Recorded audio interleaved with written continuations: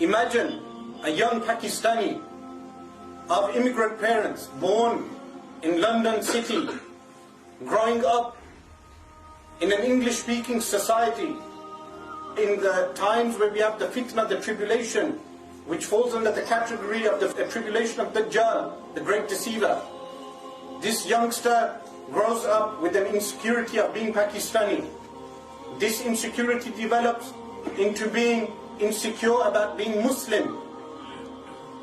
When he goes to the masjid, he sees the teacher sitting with a stick and speaking Punjabi or Urdu, and in very rare cases Mirpuri.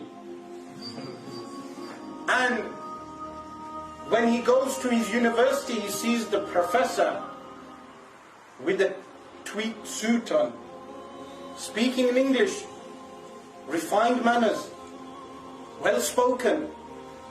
The books are published in nice format, unlike the qaida that he was using in the masjid, where the qaida was published in Pakistan on cheap paper. And the insecurity develops. He shares a coffee with middle class English people or middle class Asian people who speak with an accent better than mine, and then he enjoys the company of these people. It is appealing to the ego, but the person will not be able to rationalize.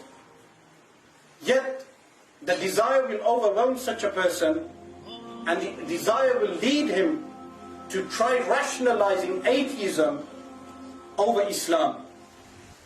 And after a while, he will cut himself away from his family and become an open atheist. To this day, we have many people leaving Islam. At the same time, we have people entering Islam. But a category of those people become atheists because of those issues which surround them.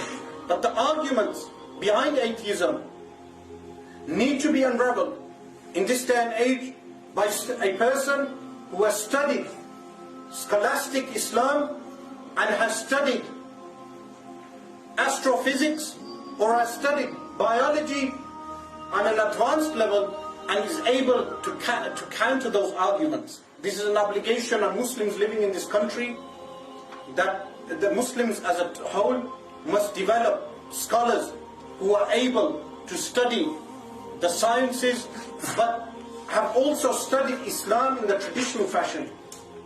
Not like Aligarh University, where they water down the Islamic studies and study Western education to a high standard.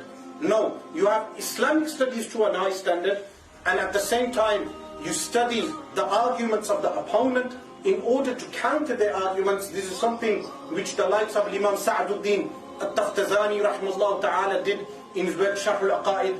And in every age, if you look at the earliest scholars like Imam Abu Hamid Muhammad bin Muhammad al-Ghazali, a prime example, but many others, in each time and age, they countered the arguments of the atheists.